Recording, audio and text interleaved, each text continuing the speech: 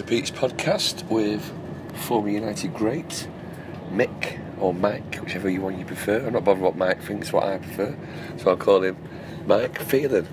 Hello, Mike. Hello. How are you, Peter? You alright? Well, after that month we've just had in Norway, it's nice to be back on home soil, isn't it? Yeah, and 3 days in Norway did feel like a month. Yeah, it was hard graft, but it was we're on his way home. home. I mean, you're obviously you're experienced coach, man. What you've done in your time in football, and someone like me, it was just done the FA coaching first level. It was good to see how people like yourself and Chucky and Maisie adapt to it, really. So you did enjoy that side of it, didn't you? I did, yeah. I like the interaction. You know, it's something that I haven't done for a while, working with those age groups. You know, they were young. They were from sort of 7 years up to 14 years. So I've been used to doing it more with seniors and what have you. But it was great because it's a different approach and a different skill set, a different mindset to work with potentially, future footballers, and some who are never going to be footballers, but they were just there for the 3 days. Talking about me and Thomas, was it? Yeah, more like yeah. The kids have more ability than you. No, I mean, obviously you've been in and out of the game since Sir Alex retired, and did the appetite what you got at Hull? I mean, it will be quite brief, but I mean, you went in as Bruce's assistant, and then you took on the reins. Is that your hunger still there? You're disappointed how it ended? Yeah, because I always felt that was the progression I wanted to make, and as my career went in that direction, from player to coach to assistant manager, and I always wanted then to, well, why not have a go? I had absolutely nothing to lose, and possibly a lot to gain. So in the few months, the 4 or 5 months that I had, I thoroughly enjoyed it. It was just the circumstances were always going to be what the outcome was going to be, really. But it was a lesson in certain respects, but I always felt it was a good lesson. Does it surprise you how many of the players who played under Sir Alex at United, how many of you, including yourself, obviously, have got into management, or did you just see, did they learn off the main man himself, and what is the people perhaps you thought might have got into it, or some people you surprised that went into it? Yeah, I think you get both sides of it. People do surprise you, because when you're a footballer at such a great club, you live with each other really most of the time, so you get to know them reasonably personally, and sometimes you think, well, what's he got suddenly to take into coaching or management? But you have your own ideas. You get to a certain age where you have an opinion. You're not just a player anymore, you're a player but looking to the future, and I wasn't a student of football, but I always wanted to listen and learn from people.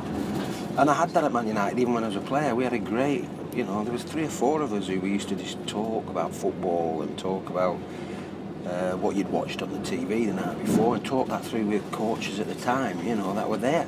And it was a great learning curve, really. And did you ring up Sir Alex when you were on the verge, when Bruce left, and the job was sort of yours for the temporary? Did you ask for any advice about, because you had quite a limited budget of players and everything, didn't you? No, I worked at Man United for going on nearly 18, 19 years as player coach and assistant manager, so that was my life, really. My whole footballing life. Yeah, I played at Burnley, and that was magnificent. Went to Norwich, played there, it was brilliant. But United's a completely different ball game. And obviously, when you're working with, a genius in a way, you've got to pick up certain things, and then you apply it the way you try and think you want to do the game. So I'm in contact with Sir Alex quite a lot, and we have a coffee now and again, and then I haven't been to many of the games, but when I do go, it's a nice friendly face to see, and we talk about what's going on. Was that a real sort of bit of a thrill for you when you got the call from Sir Alex to take up your old position with him for the character testimonial and go see all the old faces? Yeah, it was, because I'd had an email from Michael's people asking me if I fancied going, be part of the occasion, and I had a ticket there to watch the game and a guest. So I was all for that, I was up for it. And it was only the last game of the season at Palace when I went to the game. I got invited by Sir Alex to the game, and he just asked me, well, what are you doing? And I said, well, I'm coming to the game. He says, well, will you come down with me on the bench and we'll do it together? And it was really a nice thought. And on the day, it was brilliant. It was really one of those moments where I never felt as though I'd gone. I never felt as though I'd been away. And I think deep down, probably felt the same way as well. Because you were we old friends, people we'd worked with, who were successful, and it was just a joy to just sit there and do the old things that we used to do. Did he ring you up and ask you where you were? Because he wasn't aware, he forgot about the kick-off time being amended and you didn't. Oh, well, the kick-off time changed. It was, I think, scheduled for 4 o'clock, but because of all the issues that had gone on in Manchester at that time, it got changed and the concert was on across the road there. They brought it forward. But I remember him, you know, I jumped in my car on a Sunday and I'm in my car and to be perfectly honest, you forget really how long it takes you to get into Old Trafford from where I live, because I'd always been in there very early and what have you. So now I'm just Joe Punter, you know, and I'm driving in and all of a sudden it's sort of moving on a little bit now and it's getting probably an hour away from the start of the game. But I got a phone call along the way and it was Sir Alex saying, where are you? Where are you? I said, I'm in my car about 10 minutes away. And this was 12 o'clock. 12 o'clock. And it was back in the routine, because that's when we used to report for a 3 o'clock kick-off and what have you. So he just automatically clicked in. And it was just being professional again, I suppose. Chucky, Brian McClare tells us about when Sir Alex announced his retirement. I think he was listening to something like Radio 4. But Fergie was actually like, he wanted to tell him personally, and he'd rung him up and said, come to my office or whatever, and he was telling him what was happening. Populist. Oh, lovely. Cup of tea time, thank you.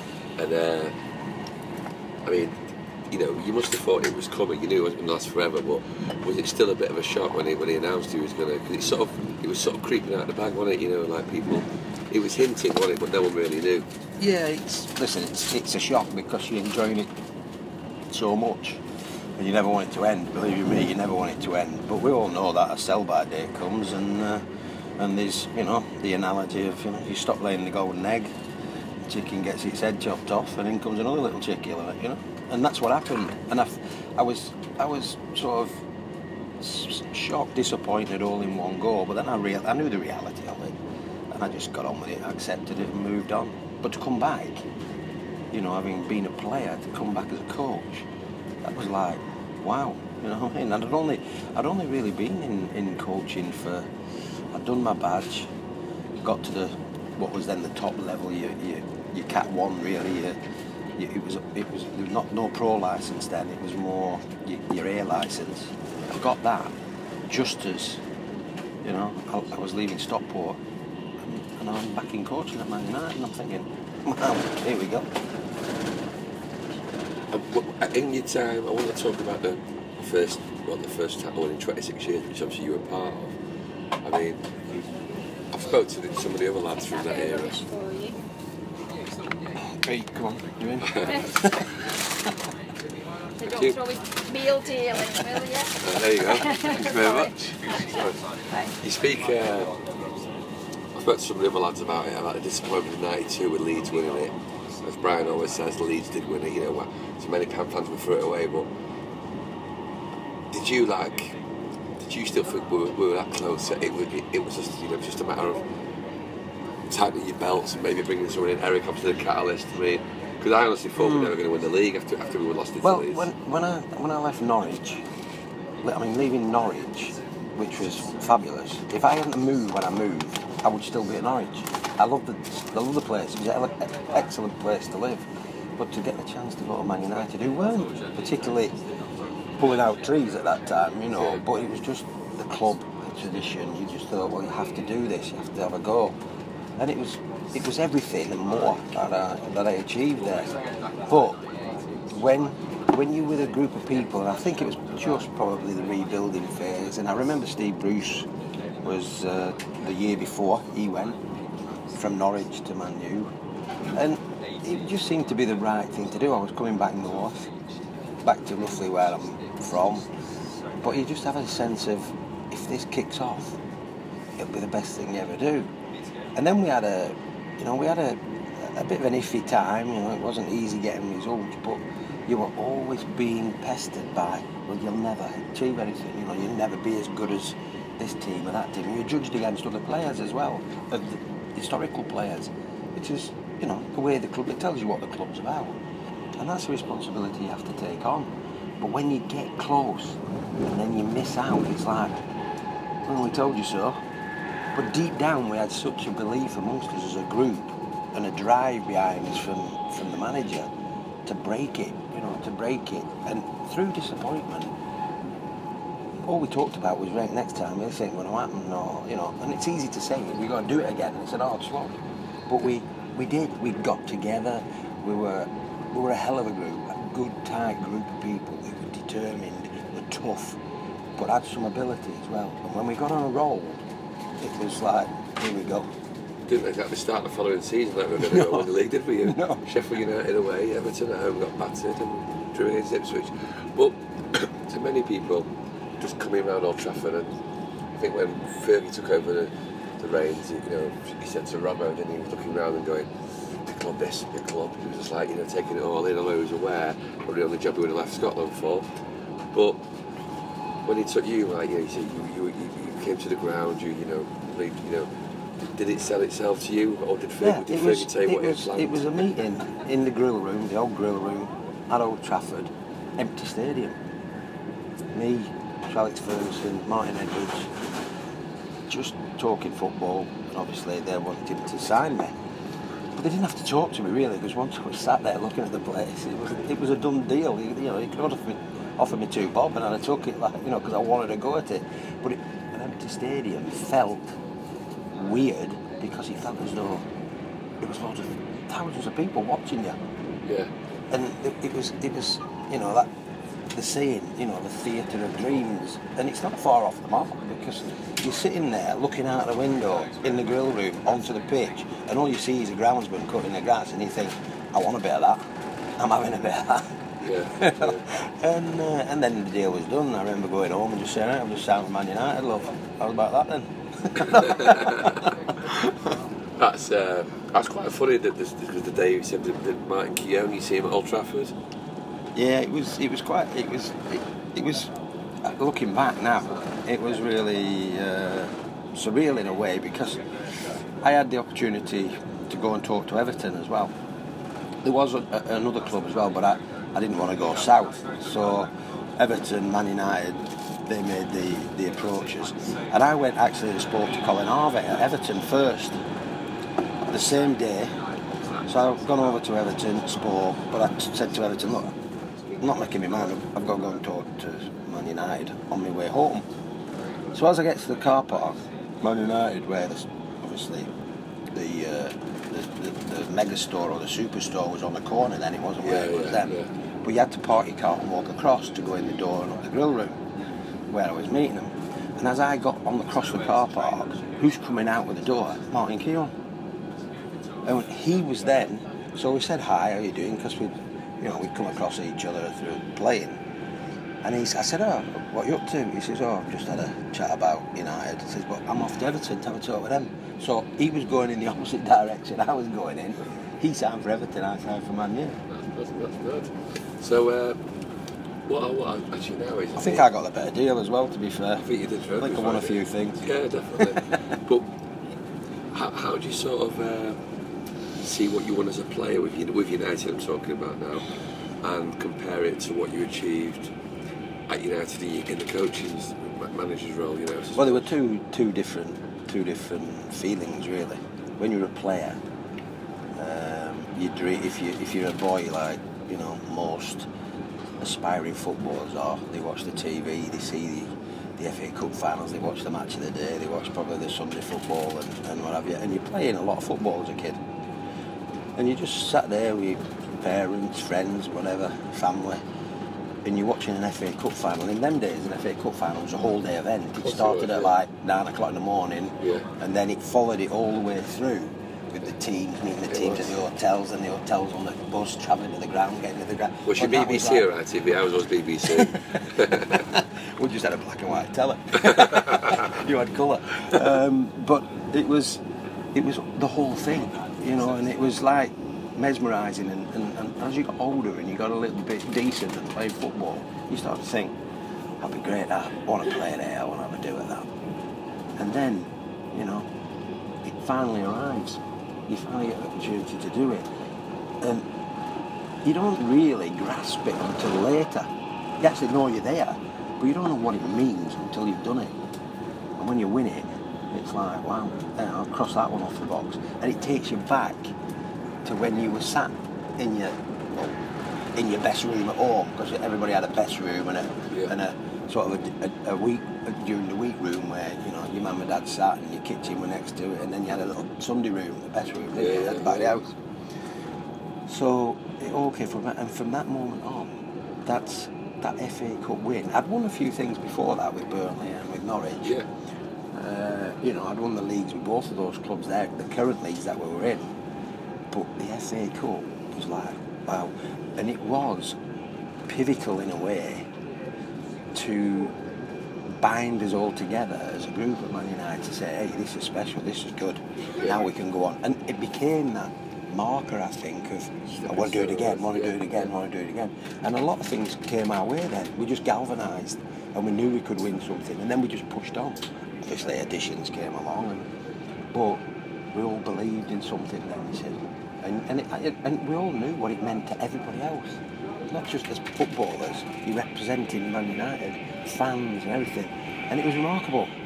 Remarkable. When you think about the achievement in '93, because we've obviously been spoilt as a fan so many since then, but as I said, we hadn't won it since the 60s, and a lot of great players have come through that club. Yeah. Who were idols to the fans. From all the players in the '70s under Doherty, and all the players.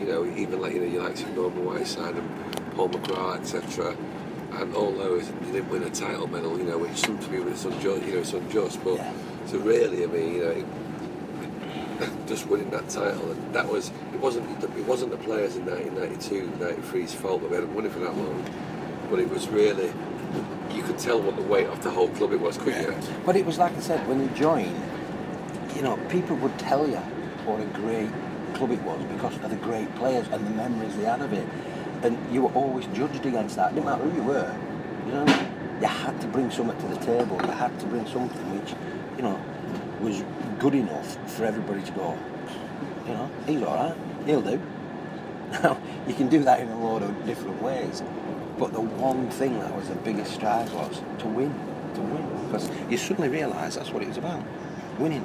Yeah, you could lose a game at Norwich, and you could lose a few games at Norwich and still play. Man United, weren't acceptable to lose a game, and when you did, it was the end of the world, And then when you're losing championships, and then you're on a roll and you feel it, and then the build-up and the excitement, and it grows and grows and grows.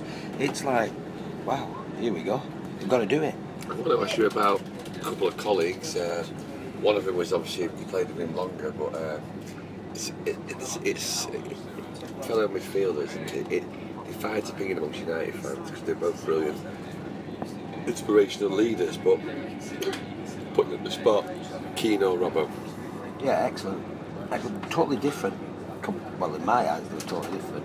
Robbo, for different reasons, he was like the go-to guy. He was the one that had done it, captain of England. He was a real leader, a real inspiration. Keane came as a young kid, who was probably the best player at Forest at the time, and he came with a great expectation of possibly taking over Robbo's role. I don't know, it was a possibility, but Keane was raw as well. Robbo was mature. And then there was others. There was like Webby came when I came, Neil Webb, there was myself, and suddenly Paul Ince appeared, and the competition just grew and grew and grew. But suddenly you realise that's what the club does, and you've got to then screw your head on, really, and be competitive and make it your position. But for me, it was a little bit different because I came as a midfield player, played a few games in midfield, won a couple of things in midfield, and then I was shifted around a little bit. But I was happy to do that, and I think when I look back, the manager saw that possibly in, there's horses for courses, there's certain players who just play in certain positions. Yeah. But I think at that time, when the manager bought players, he did buy them, not just to be specific players in specific positions, but players who could play to the demands he wanted, and playing positions, out of position, but do a job. And I think that was probably me in a way. And in a way, I look back and possibly that might have been my undoing a little bit. 'Cause I never nailed down a regular position. But there was great players, some good players there. But I was just happy to be part of something. A 5 years playing career there. You know, sometimes playing, sometimes not. Sometimes playing in reserves. It was just, well, this is the way it is. Do you think that because you were like you were professional to your role, you just said it there, and then you didn't? There was no like Billy big man attitude about, you know, you were happy to be part of the squad in any way right at the time, and that was really. Do you think that's probably why one of the qualities that Sir Alex seen in you when he invited you back to do the reserves? And then it may be, you know, I've never had the conversation where I've said to him, why me? He took me as a player, that was fantastic. That was the best thing ever.